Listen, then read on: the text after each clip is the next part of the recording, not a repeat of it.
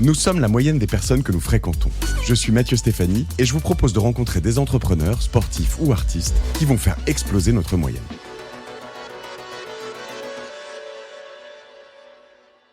Si je reviens un peu sur le modèle économique au sens large, on pourra venir un peu sur les dépenses après, mais tu m'as dit, donc tes revenus, c'est si je comprends la billetterie, l'entrée versus les boissons, il n'y a que ça comme revenu. Alors après, toi, tu as de l'event et tout ça, mais Ouais, si tu prends Après, même dans un établissement, tu peux avoir des privatisations, donc tu peux avoir des événements d'entreprise, tu peux avoir des événements particuliers. Ça, on en fait beaucoup au Badaboom. On a des salles annexes et donc du coup, on peut les louer, notamment en début de soirée, avant que les soirées au grand public soient ouvertes. Et ça représente quand même des sommes importantes. Tu leur laisses la place après, généralement, ou ils doivent partir?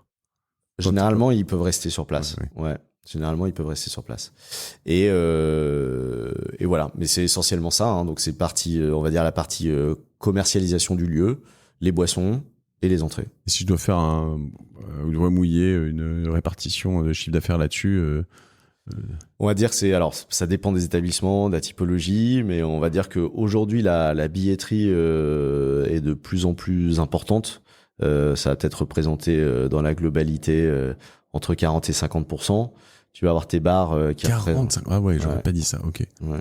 Ok. Ensuite, tu vas avoir tes bars qui vont être à 30% maintenant. Et puis le delta, ça va être tes activités annexes de location de salles, d'événementiel. Ok. Ah, j'étais persuadé que c'était beaucoup plus le débit. De moins en moins, ouais. Ok. Malheureusement. C'est pour ça que le modèle doit se réinventer. Voilà. Après, je te dis ça, et évidemment, dans un club à bouteilles, c'est complètement inverse, parce que tu vas avoir, souvent même, l'entrée est pas payante, hein, donc tu vas avoir 90% de ton chiffre qui va être bar et bouteille. Ouais, c'est ça. Donc il n'y a pas un modèle. Hein. Et c'est pour ça que notre milieu est un peu compliqué, c'est que il y a vraiment beaucoup de subtilité et de complexité, y compris dans le modèle.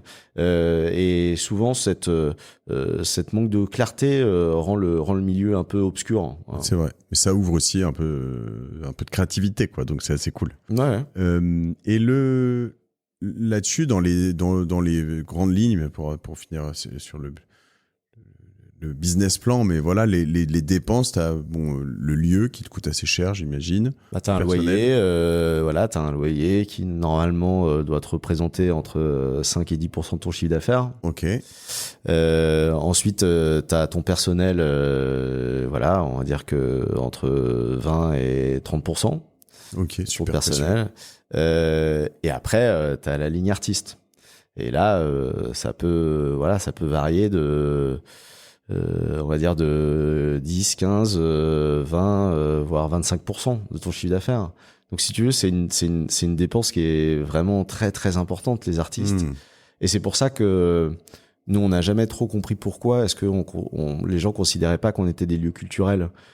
Pourquoi est-ce que une salle de concert était un lieu culturel et nous, on n'était pas un lieu culturel. Ça, on n'a jamais trop compris. Donc c'est pour ça qu'on a beaucoup insisté pour avoir cette reconnaissance, mais ne serait-ce que financièrement, la justification, elle est très évidente à donner. Hein. C'est-à-dire que quand tu donnes 25% de ton chiffre d'affaires à des artistes, comment est-ce que tu peux dire que t'es pas un lieu culturel? Alors après, certains vont, c'est peut-être que je crois que ce débat est un peu passé, mais vont te dire, est-ce qu'un DJ est un vrai artiste, tu vois? J'espère que c'est un peu passé, parce qu'à partir du moment où, en plus de ça, dans des établissements à programmation qui vraiment mettent en avant les artistes pour leur capacité à ramener du monde, et 90% des artistes sont des producteurs de musique. Donc ça veut dire qu'ils font de la musique électronique. Mais c'est là où je te dis que c'est passé, en effet. Peut-être qu'avant, on leur disait, tu passes des disques, ça va, t'es gentil. Je pense que c'est les mêmes personnes qui disent que la musique électronique est pas de la musique. Donc si tu veux, là, ils sont trop vieux maintenant, ils sont blessés.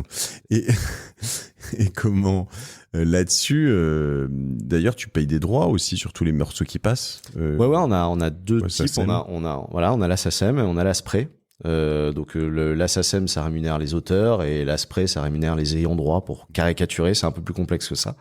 Mais donc on a un pourcentage du chiffre d'affaires qui part pour utiliser les phonogrammes. C'est combien, vaguement, tu sais? Alors ça dépend des typologies, hein, rien n'est simple. On va dire que pour une discothèque classique, on est autour de 2,65 de 2,59 une fois toutes les réductions, voilà, y compris le fait d'adhérer à un syndicat qui te fait réduire un peu le taux. Sur les établissements culturels, bah c'est un peu plus cher, hein. Tu vas être autour de 5% sur l'entrée et de 2 et quelques sur le bar. Ah ouais, c'est pas rien, quoi. Ouais. Ça, c'est pour la partie SACEM. Et pour la partie spray, c'est 1,65% de ton chiffre d'affaires.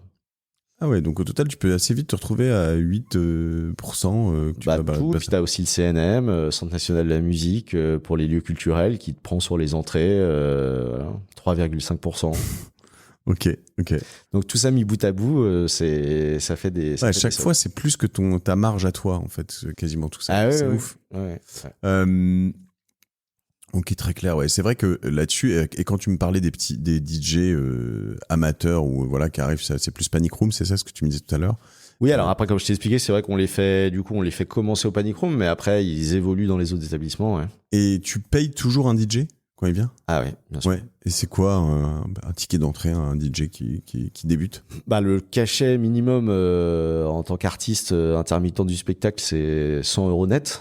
Voilà, pour une prestation. Pour une prestation, ça peut durer 2 heures ou... Exactement. Heure, Donc après, c'est le minimum syndical.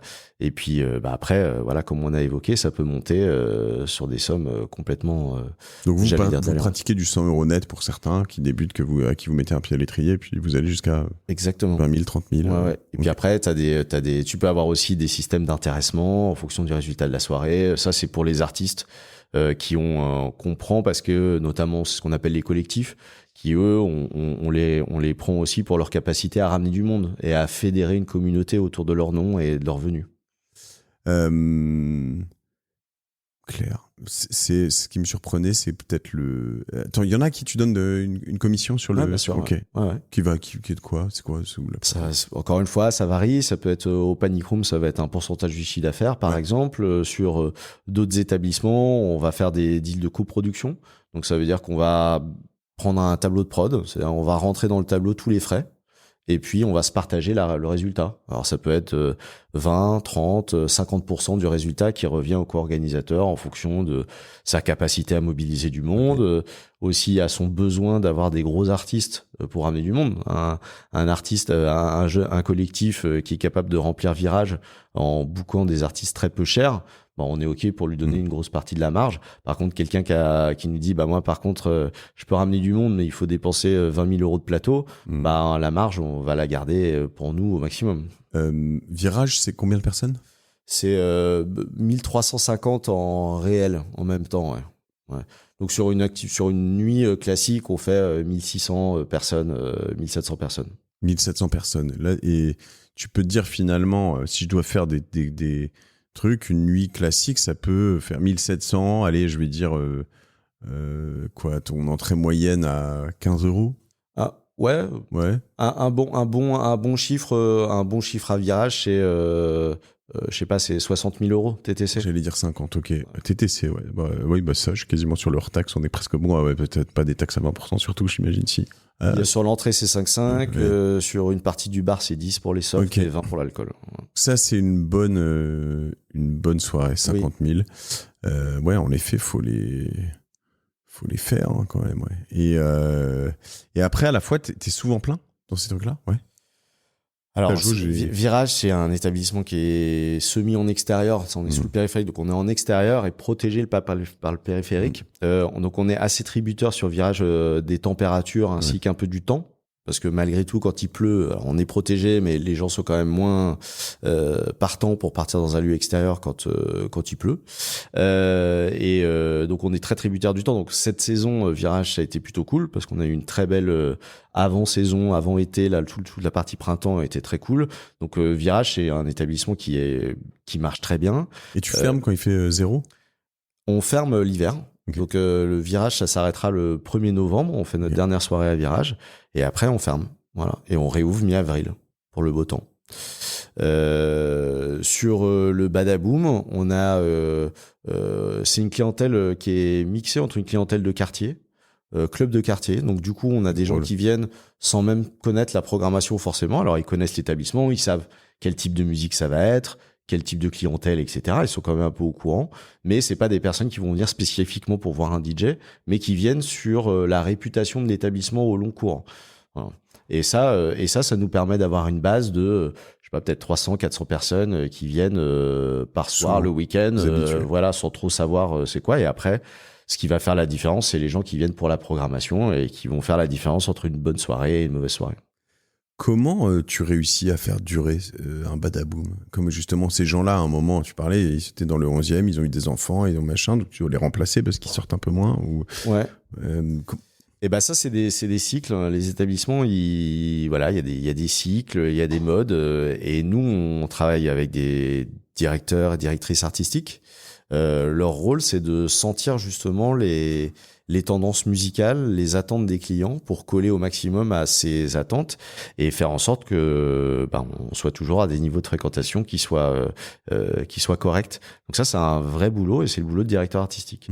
Mais c'est le même boulot que voilà un tourneur de spectacle qui va programmer dans son spectacle dans différentes salles et qui doit jauger de tiens, je vais le faire au Zénith parce que je pense que ça va ramener tant de personnes, ou je vais le faire à l'Olympia parce que je vais ramener tant de personnes. Voilà, c'est... Et vous, la tentation entre les associés là, de mettre le nez là-dedans, de directeur artistique, elle est pas trop forte, vous sur l'artistique, on a, alors nous, si tu veux, on continue à donner des orientations globales sur voilà, qu'est-ce que doit être l'établissement, qu'est-ce qui doit s'y passer, quelle est l'expérience qu'on souhaite dans ces établissements.